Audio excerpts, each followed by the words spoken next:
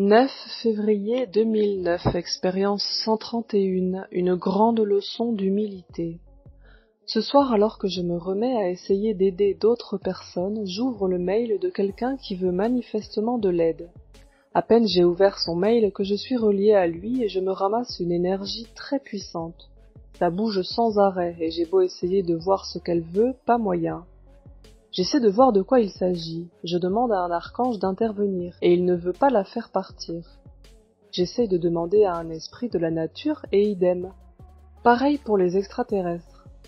Du coup j'appelle Pascal, au début on essaye de s'attaquer à elle par tous les moyens et impossible de s'en débarrasser, elle revient toujours. Pour lui il s'agit d'une être qu'on ne peut pas tuer et à peine je l'ai au téléphone qu'il s'en prend une émanation sur lui aussi. Pour nous, c'est une énergie très puissante. Pascal appelle un archange qui lui dit clairement qu'il n'y s'y frottera pas.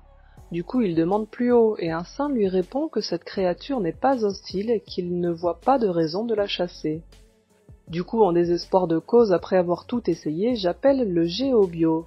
Et il m'explique que cette créature ne peut pas être enlevée en dehors de lieux particuliers, et que si elle est là, c'est que j'ai une leçon à apprendre. Il lui semble même que sitôt la situation apprise, la créature s'en ira. Je rappelle Pascal et il est arrivé à la même conclusion, et selon lui, si nous sommes affectés tous les deux, c'est qu'il y a des choses à en apprendre pour nous deux. Voilà ce que j'apprends de cet être, une sorte de Dieu apparemment. En réalité, tout a un sens dans l'univers, et si certaines entités sont là, c'est pour nous enseigner tout autant que les anges ou les autres esprits. Donc considérer que je m'attaque aux entités est négatif, parce que si je libère quelqu'un de ses problèmes en apparence, et même si je respecte le libre arbitre de la personne, il va peut-être passer à côté d'une expérience qui l'aurait fait évoluer, et il devra peut-être s'y recoller pour plusieurs vies. Même l'énergie qui nous paraît la pire est là pour nous faire évoluer, comme les autres. Donc mon approche est mauvaise. Il y a autant de divin dans cet être que dans un saint quelconque. Voilà donc la leçon d'humilité à apprendre pour moi. Tous les êtres sont dignes d'amour, y compris ceux qui nous paraissent les pires, et elles n'ont pas d'autre but que de nous faire évoluer. On ne peut pas évoluer à la place des gens, et chacun doit affronter ses propres leçons et les apprendre pour grandir. C'est ainsi que marche le monde.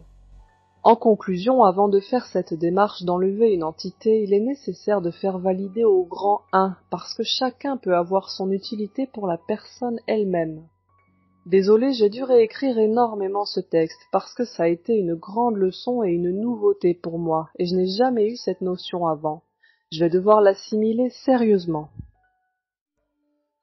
11 février 2009, expérience 133, une nuit en enfer. Bon, je vais détailler un peu maintenant que j'ai pris du recul.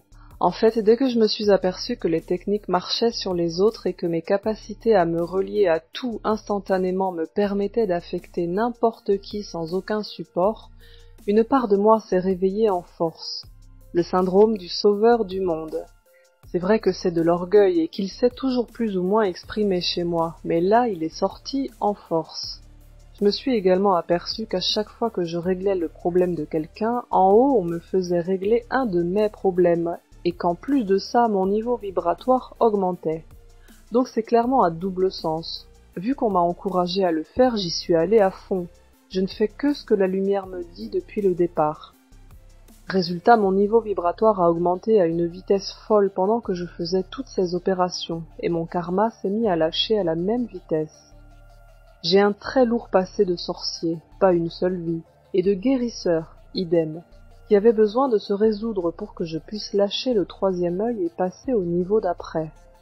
Ce qui s'est passé par contre, c'est que je me suis mis à virer les entités en masse, mais ma manière de faire respectait le libre arbitre, puisque c'était un archange qui faisait le boulot, donc il n'aurait pas viré une entité qui devait rester, je pense. J'ai pu régler beaucoup de karma en réparant là où j'avais détruit en tant que sorcier. Donc j'ai réglé mon karma sorcier et ceux qui ont obtenu quelque chose, c'était prévu dans leur chemin de vie à eux, rien n'est au hasard. C'est donc plus une collaboration. Par contre, tout cela a mis en lumière mon orgueil démesuré, et c'est précisément là que je me suis fait contaminer. En fait, d'après mes sources, c'était un démon très puissant, vraiment très puissant. Et si quand j'ai appelé le géobio il m'a dit que c'était un extraterrestre, ce n'est pas pour rien. J'ai une peur panique des extraterrestres négatifs. Pascal, lui, m'a dit immédiatement, quand il se l'est pris dessus, que c'était un démon très puissant, et vu qu'il se trimballe une émanation de Loki avec lui, on peut dire que les démons, il connaît le Pascal. Donc en résumé, la leçon « les démons sont nos amis parce qu'ils sont là pour nous faire évoluer autant que les anges » est une leçon presque totalement acquise par Pascal. Donc il a immédiatement compris ce qu'il y avait à voir, et le démon l'a laissé tranquille. Moi, ça a été une autre histoire. En fait, j'ai été torturée une bonne part de la nuit. Je me suis fait 3 heures en enfer. Parce que le démon n'est parti que quand j'ai compris tout ça et que j'ai réussi à l'aimer véritablement.